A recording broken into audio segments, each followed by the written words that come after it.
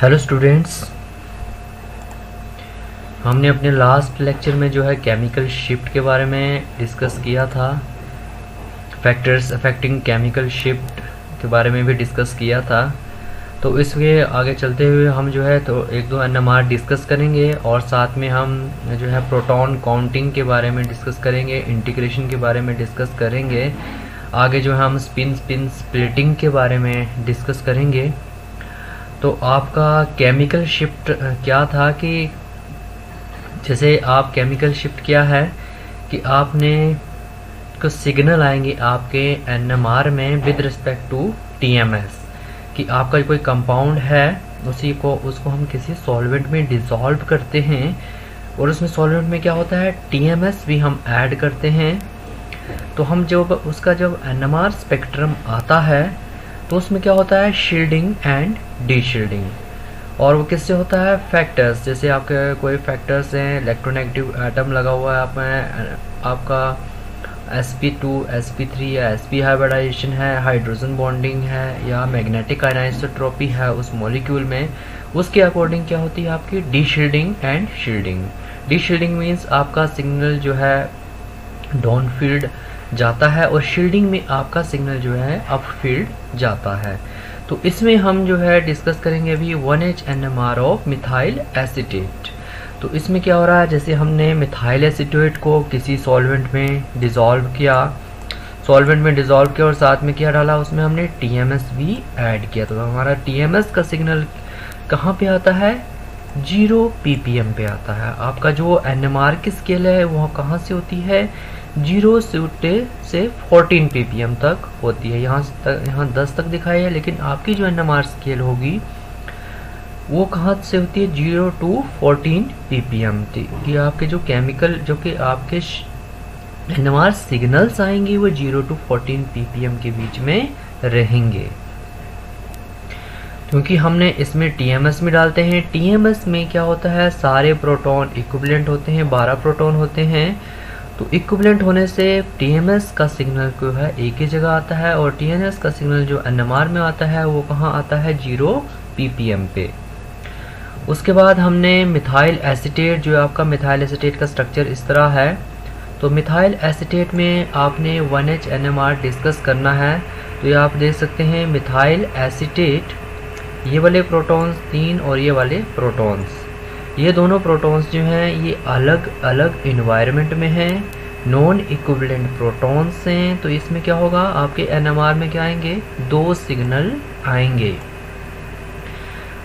अब कौन सा सिग्नल अप फील्ड होगा, कौन सा सिग्नल डाउन फील्ड होगा, वो किससे पता लगेगा? आपका उसके साथ जो नेबरिंग जो ग्रुप और फंक्शनल ग्रुप और कोई एटम प्रेजेंट होगा।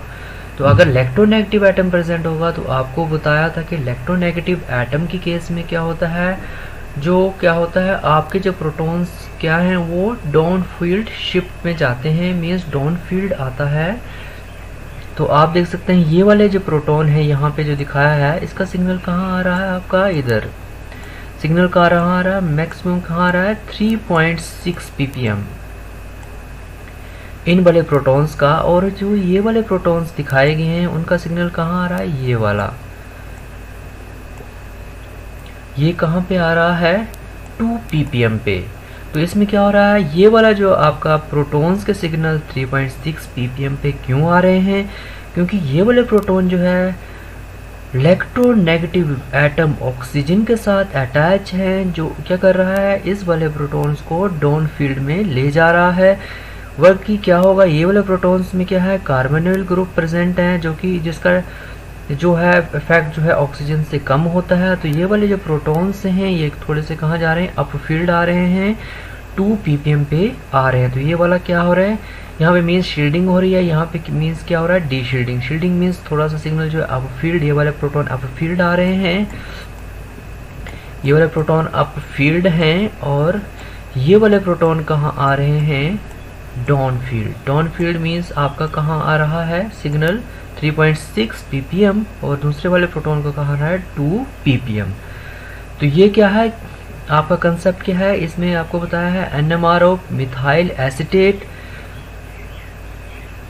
शील्डिंग और डीशील्डिंग हो रही है, अप फील्ड और डाउन फील्ड सिग्नल जा रहे हैं। क्यों जा रहे हैं? With respect to their neighbouring group, कि वहाँ पे ऑक्सीजन एटम है तो उस केस में जो है आपके प्रोटॉन्स जो हैं डाउन फील्ड जाएंगे, और आपके अगर कार्बोनाइल ग्रुप लगा है तो उस केस में आपका प्रोटॉन्स जो हैं क्या जाएंगे? अप फील्ड जाएंगे।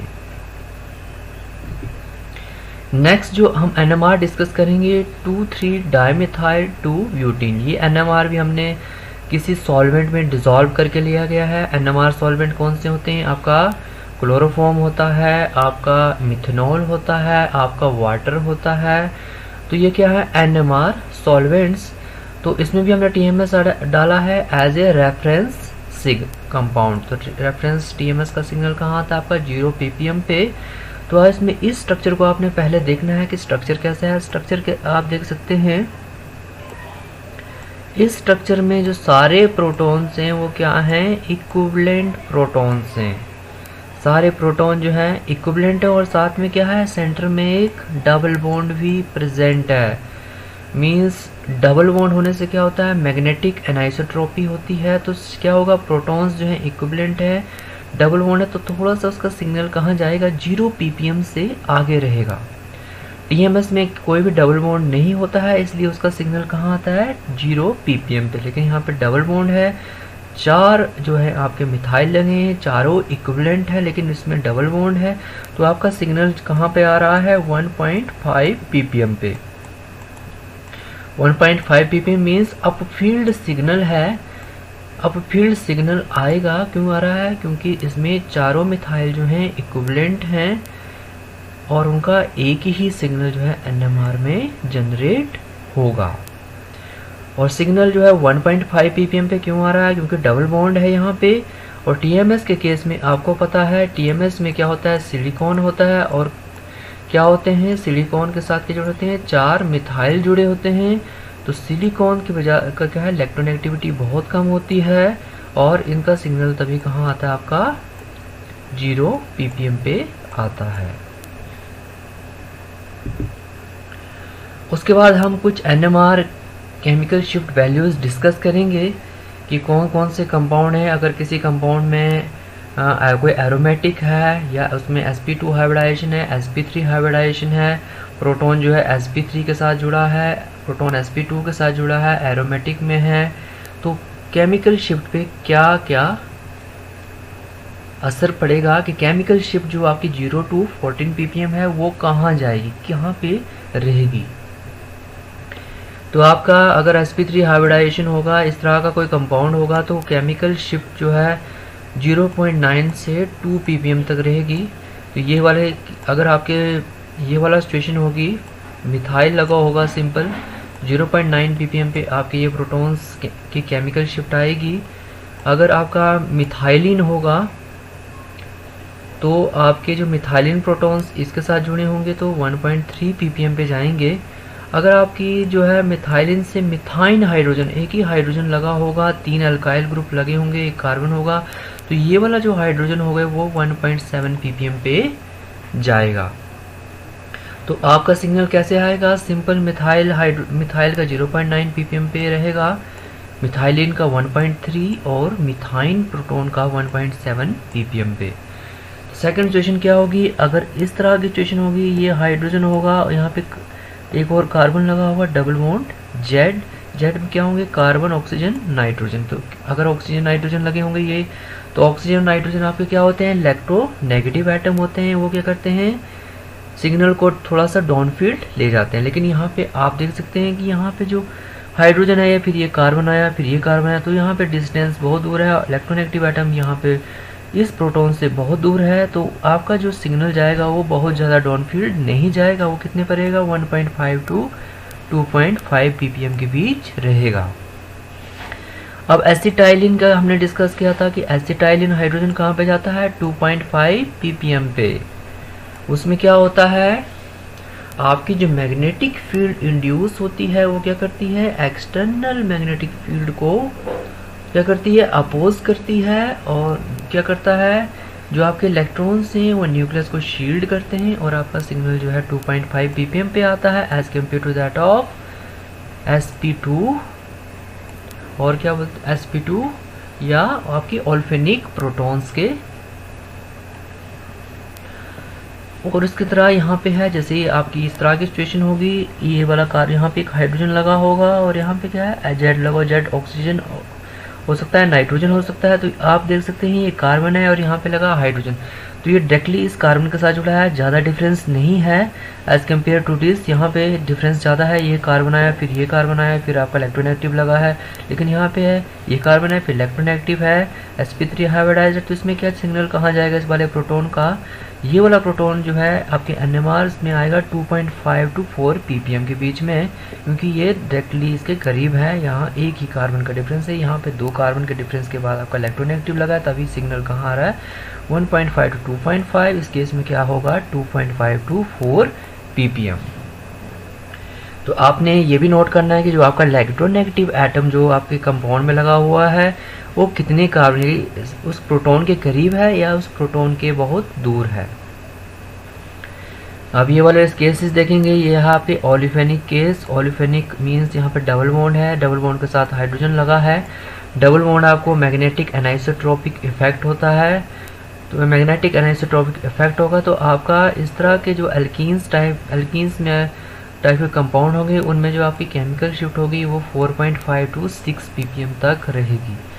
आपकी एरोमेटिक प्रोटॉन्स की जो भी केमिकल शिफ्ट होगी वो किसके बीच में रहेगी 6.5 to 8 ppm की। आपके NMR में जो आपका सिग्नल्स आएंगे 6.5 to 8 ppm वो किसके होते हैं, अगर आपके एरोमेटिक प्रोटॉन्स होंगे। अगर आपका कोई एरोमेटिक कंपाउंड होगा जैसे आपका फिनोल है, एनिलीन है, टॉलिन है, तो उसमें जो प्रोटॉन्स होंगे उनके जो भी सिग्नल्स आएंगे वो 6.5 to 8 ppm पर रहेंगे।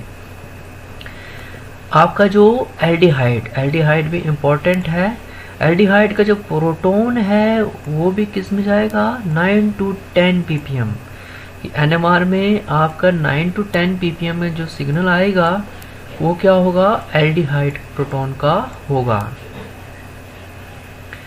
एसिड अगर इस तरह का लगा होगा, एसिड प्रोटॉन में आप देख सकते हैं ऑक्सीजन है, कार्बोनिल ग्रुप है, तो बहुत ज़्यादा ये प्रोटॉन बहुत ज़्यादा डाउन फील्ड जाएगा। Down field means 10 to 12 ppm। तो ये वाला जो एसिड वाला प्रोटॉन है वो सबसे ज़्यादा डाउन फील्ड जाता है NMR में। वो कहाँ से जाएगा NMR में, ये वाला जो एसिड वाला प्रोटॉन होगा वो कहाँ जाएगा 10 to 12 ppm। जो आपके अल्कोहल और जो आपके एमीन्स वाले प्रोटॉन का सिग्नल्स क्या रहता है वो कहाँ से जाते हैं, उनकी थोड़ा सा क्या होता है, बहुत अलग वेरिएशन आता है 1 to 5 ppm। ये 1 to 5 ppm कहीं पे भी ये आपके एमीन्स और अल्कोहल के प्रोटॉन्स आ सकते हैं। तो आपने जो है केमिकल शिफ्ट वैल्यूज़ कि आपके कोई कंपाउंड है उसके बारे में कि उसमें प्रोटॉन्स लगा है, तो उसके बारे में आपको थोड़ा आइडिया यहाँ से मिलेगा कि आपकी केमिकल शिफ्ट कहाँ आ सकती है। सिंपल अगर होगा आपका sp3 sp2 sp होगा तो सिंपल 0.9 to 2 ppm के बीच में रहेगा। आपके इलेक्ट्रोनेगेटिव एटम अगर आपके प्रोटॉन के पास डायरेक्टली आ जाता है तो 2.5 to 4 ppm तक जाएगा। अगर थोड़ा सा दूर होगा ये वाला प्रोटॉन उस इलेक्ट्रोनेगेटिव एटम से तो 1.5 से 2.5 ppm रहेगा। अगर आपका ओल्फेनिक प्रोटॉन्स होगा तो उसमें क्या होगा मैग्नेटिक आइसोट्रोपिक इफेक्ट आएगा और सिग्नल उस ओल्फेनिक प्रोटॉन का 4.5 to 6 ppm तक रहेगा। आपके एरोमेटिक प्रोटॉन्स का सिग्नल मैग्नेटिक आइसोट्रोपिक इफेक्ट की वजह से 6.5 से 8 ppm तक रहेगा। आपके एल्डिहाइड प्रोटॉन और एसिड प्रोटॉन जो हैं वो NMR में सबसे ज़्यादा डाउन फील्ड जाएंगे। एल्डिहाइड जाएगा आपका 9 to 10 ppm और जो आपका एसिड प्रोटॉन सबसे ज़्यादा डाउन फील्ड जाएगा वो जाएगा 10 to 12 ppm इन NMR। ये इसी तरह से आपका बताया गया है कि आपकी ये स्केल है 0 to 14 या 12 ppm। तो आप देख सकते हैं कि एल्डिहाइड को यहाँ बताया है कि एल्डिहाइड का सिग्नल प्रोटॉन के सिग्नल कहाँ आते हैं, ये वाले प्रोटॉन के सिग्नल रहेंगे 9 to 12 ppm के बीच में रहेंगे एल्डिहाइड। और एसिड प्रोटॉन के सिग्नल एरोमेटिक रीजन कहाँ से होता है आपका 6.5 to 8 ppm down field signal रहेगा इन प्रोटॉन्स का। क्यों रहता है, क्योंकि इसमें क्या होते हैं पाई बॉन्ड्स होते हैं जो मैग्नेटिक एनाइसोट्रॉपिक इफेक्ट होता है, और क्या होता है आपके पाई बॉन्ड से क्या होगा, वो इंड्यूस्ड मैग्नेटिक फील्ड जो इलेक्ट्रॉन्स प्रोड्यूस करता है वो एक्सटर्नल मैग्नेटिक फील्ड को अपोज नहीं करता है, री इन्फोर्स करता है, जिससे आपका सिग्नल कहा जाता है down field in case of aromatic protons. sp2 proton होगा, sp2 कार्बन पे अगर कोई प्रोटॉन लगा होगा, एल्कीन्स या ऑल्फेनिक प्रोटॉन होगा तो वो कहाँ जाएगा 6.5 to 4.5 to 6.5 ppm। इस तरह की सिचुएशन होगी, आपका Z यहाँ प्रोटॉन होगा, यहाँ Z नाइट्रोजन ऑक्सीजन होगा, तो कहाँ जाएगा 2.5 to 4.5 ppm। क्यों जाएगा, क्योंकि Z क्या है, Z पे क्या जुड़ा होगा आपका नाइट्रोजन ऑक्सीजन, जो क्या है बहुत ज़्यादा इलेक्ट्रोनेगेटिव एटम्स हैं, और वो क्या करते हैं प्रोटॉन को कहाँ ले जाते हैं, डाउन फील्ड में ले जाते हैं। ये वाली सिचुएशन होगी, तो ये वाला कार्बन है, तो यहाँ पे डिस्टेंस थोड़ा सा दूर है इस प्रोटॉन का इस इलेक्ट्रोनेगेटिव एटम से, तो आपकी शिफ्ट कहाँ से रहेगी 1.5 to 2.5 ppm। और आपके जो सिंपल प्रोटॉन्स होंगे वो कहाँ आएंगे, जैसे डायरेक्टली कार्बन के साथ जो अटैच प्रोटॉन होगा sp3 हाइब्रिडाइज प्रोटॉन होगा, वो कहाँ जाएगा 0 to 1.5 ppm। जैसे आपको दिखाया था RCS3 मिथाइल R1 CS2 आपके मिथाइलिन, और आपका मिथाइन प्रोटॉन कहाँ जाता है 0 से 1.5 ppm। और आपका एसिटाइलिन वाला जो प्रोटॉन, एल्काइन वाला प्रोटॉन कहाँ जाता है आपके NMR में 2.5 ppm पे। तो यहाँ से आप देख सकते हैं, यहाँ पे मीन्स ये इंक्रीजिंग डी शील्डिंग हो रही है, और यहाँ पे क्या है शील्डिंग हो रही है। स्टार्टिंग में क्या है सिग्नल शील्डिंग मीन्स आपकी जो अप फील्ड सिग्नल आएगा, डी शील्डिंग में डाउन फील्ड सिग्नल रहेगा। ये आपके डाउन फील्ड है, ये सिग्नल के हैं आपके up field signal. Shielded proton absorb at lower chemical shift, ये वाले हैं शील्डेड प्रोटॉन। अगर कोई प्रोटॉन शील्डेड हो जाएगा तो वो कहाँ जाते हैं, लोअर केमिकल शिफ्ट की ओर जाते हैं। आपके डी शील्डेड प्रोटॉन होते हैं वो कहाँ जाते हैं, absorb at higher chemical shift. ये वाले प्रोटॉन्स क्या हैं, डी शील्डेड। ये वाले सारे प्रोटॉन्स जो हैं डी शील्डेड हैं, और वो कहाँ जाएंगे, हायर केमिकल शिफ्ट में। अब नेक्स्ट है हमारा 1H NMR intensity of signal, कि आपके जो NMR है, ये है आपका NMR, ये वाला कंपाउंड लिया है। इंटेंसिटी मीन्स ये आपकी सिग्नल की इंटेंसिटी, ये देखो ये आपकी ये वाला सिग्नल आ रहा है यहाँ पे, और एक सिग्नल यहाँ आ रहा है। ये वाला सिग्नल इंटेंस है और ये वाला सिग्नल लेस इंटेंस है, तो उसके बारे में डिस्कस करेंगे। Intensity of signals, the area under an NMR signal is proportional to the number of absorbing protons, कि area under an NMR signal is proportional to the number of absorbing protons, कि आपका area under the NMR signal किसके proportional होगा, कितने number of proton absorb हुए हैं। An NMR spectrometer automatically integrates the area under the peaks and prints out a stepped curve integral on the spectrum. The height of each step is proportional to the area under the peak, which in turn is proportional to the number of absorbing protons. कि अगर कितने number of protons हैं उस signal में, अगर बहुत ज़्यादा protons हैं तो उसमें क्या आपका सिग्नल क्या होगा, इंटेंस होगा। तो यही बताया है कि height of each step is proportional to the area under the peak, which in turn proportional to the number of absorbing protons. Modern NMR spectrometer automatically calculate and plot the value of each integral in arbitrary units. तो आपने ये देखना है, ये वाला compound है, intensity के बारे में डिस्कस करेंगे हम कि ये वाला सिग्नल ज़्यादा इंटेंस क्यों है और ये वाला कम इंटेंस क्यों है। तो आप देख सकते हैं यहाँ पे कितने हैं, CS3 3 टाइम्स, 9 मीन्स 3 CS3 यहाँ लगे हैं, और ये वाले इस साइड में देख सकते हैं एक CS3 है, ऑक्सीजन ये है, कार्बन है। तो ये वाले प्रोटॉन्स का अलग सिग्नल आएगा और ये वाले प्रोटॉन का इस कंपाउंड में का कितने आएंगे, 2 सिग्नल आएंगे।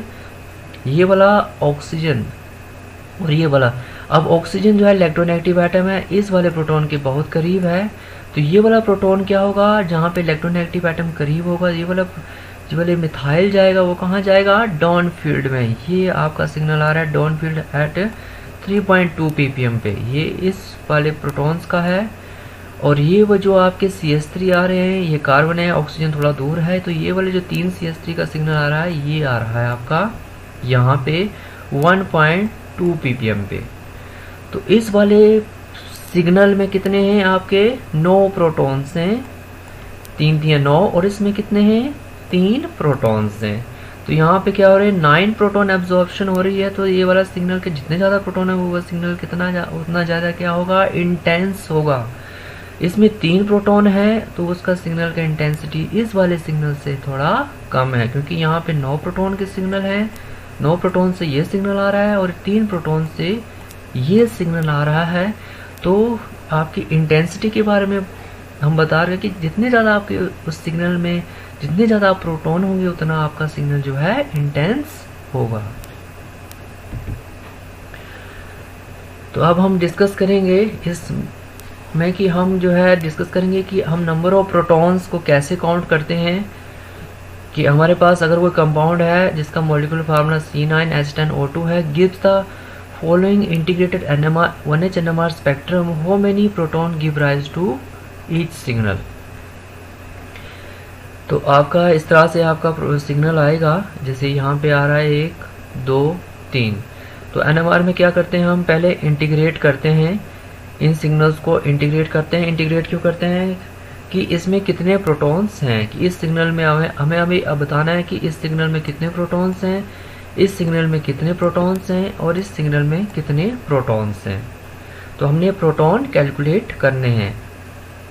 प्रोटॉन कैलकुलेट करने के बाद आपको पता लगेगा कि कौन सा सिग्नल जो ज़्यादा इंटेंस होगा। तो आप देख सकते हैं ये वाला सिग्नल, वैसे आइडिया लगा सकते हैं ये वाला थोड़ा इंटेंस है, थोड़ा कम इंटेंस है, उसके बाद ये वाला सिग्नल है। तो ये वाला ये है फर्स्ट ज़्यादा इंटेंस है, फिर ये वाला इंटेंस है और फिर ये वाला सबसे कम इंटेंस है। तो आपने क्या करना है, step 1 determine the integration units per proton by dividing the total number of integration units by the total number of protons. तो ये आपके इंटीग्रेशन यूनिट है, 54 इस सिग्नल के लिए, 23 इसके लिए और 33 इसके लिए है। अकॉर्डिंग टू इंटेंसिटी इसके ज़्यादा है, फिर इसकी इंटेंसिटी कम है तो इसके कम इंटीग्रेशन यूनिट है।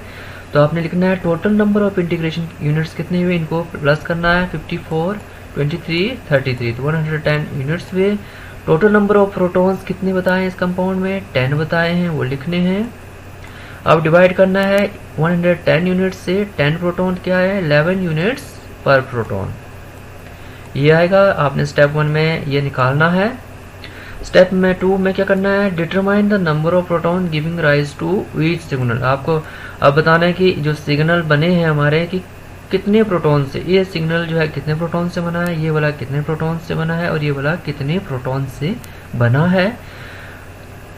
To determine the number of hydrogen atom giving rise to each signal, divide each integration value by the answer step 1 and round to the nearest whole number। तो आपने क्या करना है, जैसे आपका ये वाले 11 प्रोटॉन्स हैं और इसकी जो आपके इंटीग्रेशन यूनिट्स हैं इनसे डिवाइड करना है आपने। जैसे सिग्नल ए है तो आपके जो 11 यूनिट प्रोटॉन्स यहाँ से बने थे, 54 को उससे डिवाइड करना है। आंसर 54/11। सिग्नल ए में 54/11 4.9 मीन्स कितने हैं, सिग्नल ए जो किससे बना है 5 प्रोटॉन से, 5 प्रोटॉन का सिग्नल है। सिग्नल बी आपको 23 से ओवर 11 कितना आएगा 2.1। तो 2.1 को हम क्या मानते हैं 2 प्रोटॉन्स, 2.5 या तक जितने भी प्रोटॉन होंगे वो क्या होंगे 2 प्रोटॉन होंगे। सिग्नल बी 2 प्रोटॉन से बना है और सिग्नल सी 33 से हम ये जो 11 प्रोटॉन उससे डिवाइड करेंगे और सिग्नल सी कितने हैं 3 प्रोटॉन से बना है। तो ये वाले 5 प्रोटॉन है, 5 प्रोटॉन का सिग्नल बना है। ये बना है आपके 2 प्रोटॉन का और ये है 3 प्रोटॉन का। कितने हुए 5 3 8 तो 10। तो इसमें कंपाउंड में कितने हैं 10 प्रोटॉन है। ये वाला प्रोटॉन 5 प्रोटॉन का सिग्नल है और सबसे ज़्यादा इंटेंस है। ये वाला 3 प्रोटॉन उसके बाद इंटेंस है और ये 2 प्रोटॉन का सिग्नल है इसलिए सबसे कम इंटेंस है।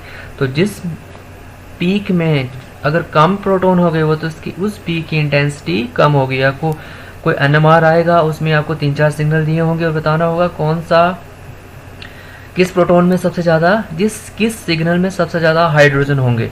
तो आपने इंटेंसिटी, जिस प्रोटॉन की इंटेंसिटी ज़्यादा है तो आपने आइडिया लगाना कि ये वाले सबसे इंटेंस है तो इसी में ही सबसे ज़्यादा हाइड्रोजन होंगे। जिसकी इंटेंसिटी सबसे कम होगी उस सिग्नल में सबसे कम हाइड्रोजन होंगे। तो आज के लिए इतना ही। Thank you.